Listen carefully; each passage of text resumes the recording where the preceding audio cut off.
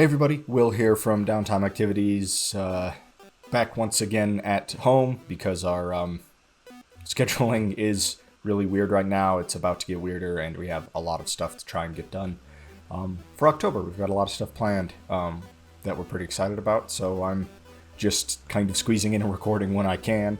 Back again with another episode of the writing series where I just try and kind of put my own thoughts together about storytelling and writing in general and try to give some useful advice and work through some concepts kind of one at a time. This time we're going over one of the hardest parts for writing, at least for me, and that's how the story begins. Every story needs a beginning, middle, and end, and all of these have their own challenges.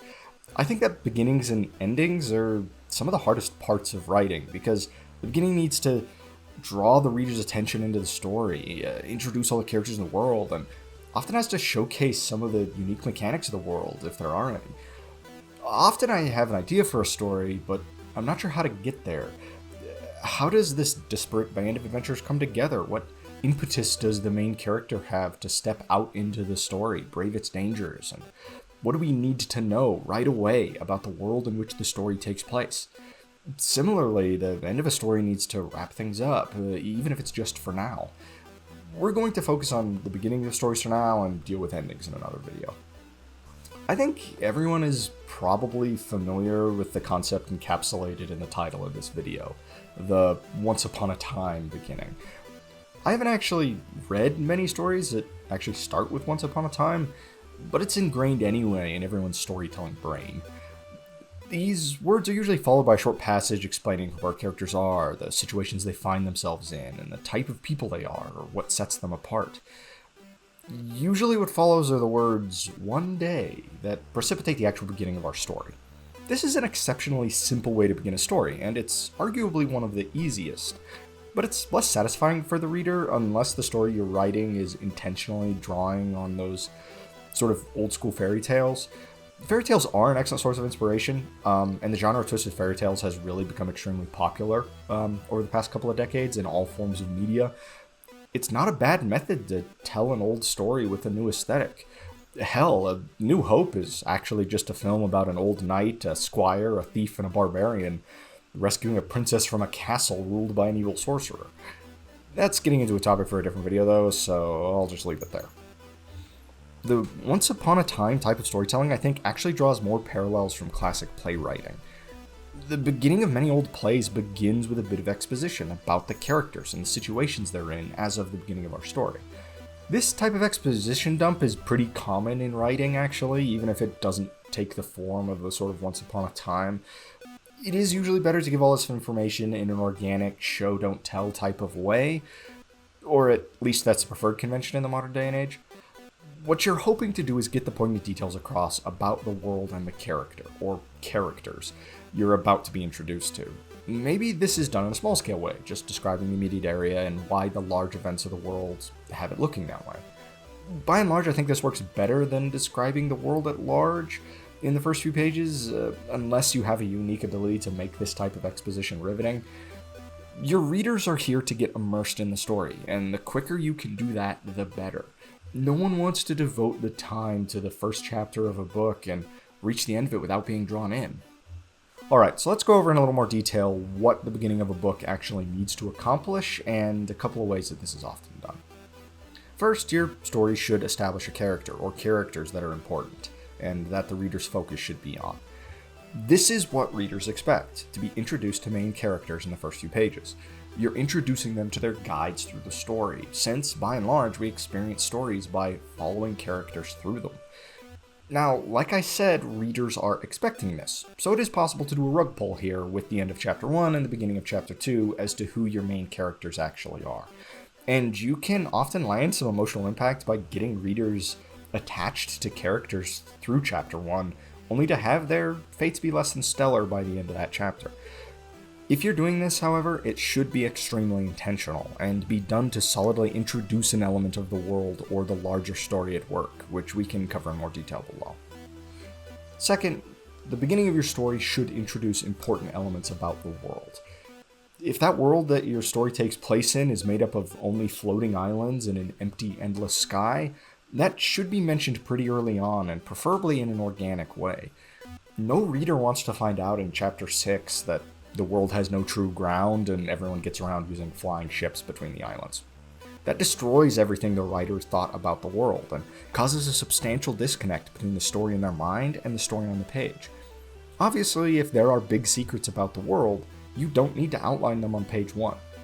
Look at it this way. The things that are secret to the characters should, by and large, be secret to the readers as well. And the things that are accepted and common knowledge to the characters should be well known to the readers.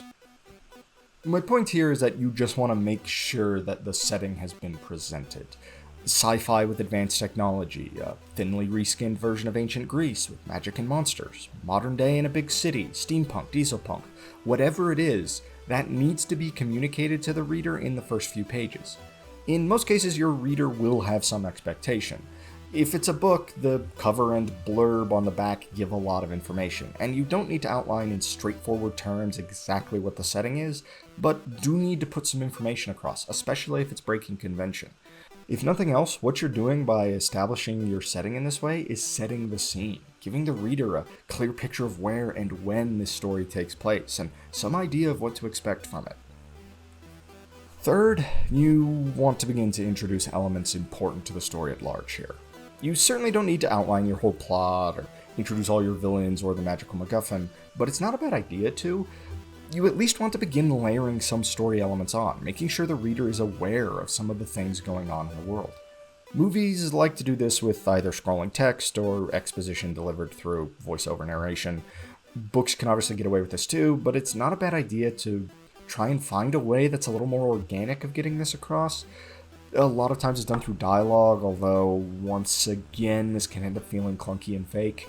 Look at horror B-movies from the 50s and 60s, or even some original Scooby-Doo episodes, which are intentionally mocking old school B-movies. Exposition is often delivered in these cases by characters asking oddly specific questions that they already seem to know the answer to, or another character giving an oddly specific answer to a question. Somber Mine, isn't that the place that had that horrible mining accident 10 years ago and now everyone thinks is haunted? There's plenty of ways to do it right, and exposition through dialogue is usually one of the cleanest ways, but it can obviously still be clunky. Some exposition is going to be necessary, and to some degrees almost all exposition is clunky.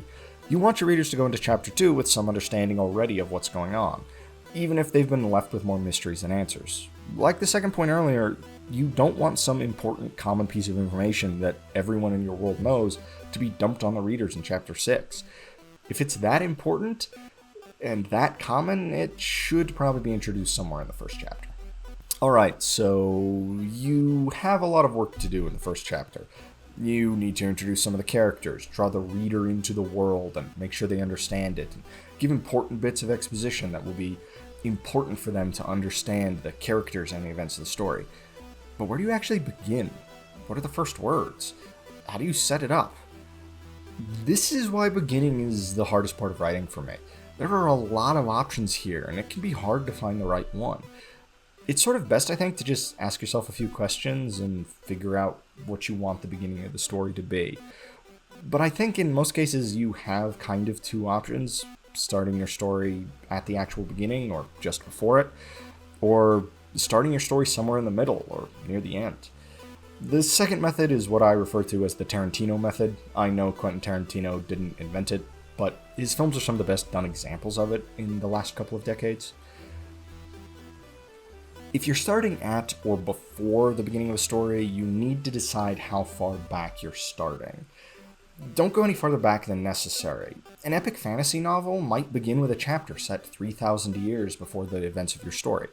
But if you're writing a gritty and realistic novel set in the 17th century Caribbean, starting your story with a chapter taking place during the fall of Troy probably doesn't make much sense, unless it really is truly important to the story at large. In most cases, you're starting your story right before the main events of the plot kick off. You're taking these few moments of downtime to introduce characters or places, establish their status quo, and then casting them out into the world as the early events of their story happen, turning their world upside down.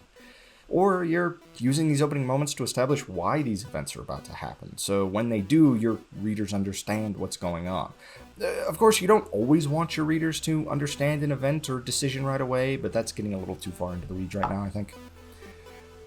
However far back you begin, the chapter still needs to fill those requirements I stated before.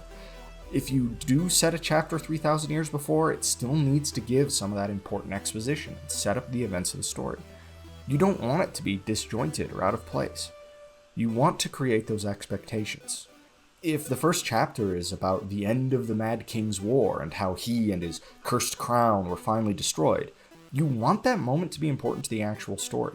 In chapter 2, when one of the main characters finds a shard of the Mad King's cursed crown, your readers will already understand some of what's happening. In this case, your first chapter has set up some of the events of the unfolding plot, established a framework of the world that you get to fill in later, and even if it didn't introduce the heroes, it did at least establish elements of the villain. The second method is starting your story somewhere in the middle or even after the end. This is quite often what Tarantino chooses to do with his films. All of the first Kill Bill film takes place before the first kill we actually see. Reservoir Dogs starts with members of the heist crew dead and others wounded, and we see through the rest of the film both what happens after the botched robbery and all the events leading up to it, including how each character got there. Usually, if you're starting your story by jumping in somewhere in the middle, you're going to go back from there and show how the characters got there and what's happened to bring the plot around to this point. Honestly, it's quite often easier when writing to just write the part that you have in mind, and if that part is a big dramatic moment, it's perfectly fine to start there. Set the scene, establish the stakes, and then come back around and start farther back. In this case, it's fine if not everything has been explained to the reader. How did that character do that? Why is there a werewolf here? You're going to want to explain these things over the course of your story, but if you're starting somewhere in the middle and just giving the readers a taste of things that are coming, you don't need to explain it all right now. That's what the rest of the book is for. But once again, you want to make sure that important core elements of the world are introduced early so that the reader has them in mind as the plot unfolds. The last piece of advice I can give is literally to just look at your favorite stories and see how they begin. How do they introduce their world and the important elements of the plot that we need to know before the story begins? How do they introduce their characters, showcasing in as few actions or words as possible the types of characters we're dealing with? What is the first line of the book or the first shot you see in a movie? Finding the beginnings that you like and then starting to break down why you like them and how they're starting their stories is a very valuable tool. Everything we as storytellers create is an amalgamation of everything we've ever seen or heard. You're taking voices from one story, style from another, a smell you remember from a trip when you were young, and mixing it all together with character, settings, and stories that you like. Beginnings are no different here. Find the story openings that strike you in an interesting way or connect with you, and use those versions yourself. Well, I hope this was somewhat helpful. I really like doing this video series because it helps me just kind of put some order to the thoughts in my head about writing and storytelling and just gives me something of a base to rely on going forward. If you're interested in videos like this, we have an ongoing character series, which I believe is 2 videos now, just breaking down some character concepts in greater depth, as well as stuff like Bonus Action, where Matt Erickson and I just sit down and talk through tabletop RPG concepts and storytelling concepts, from cliches to making NPCs likable or hateable to playing the asshole character or playing the comedic relief character.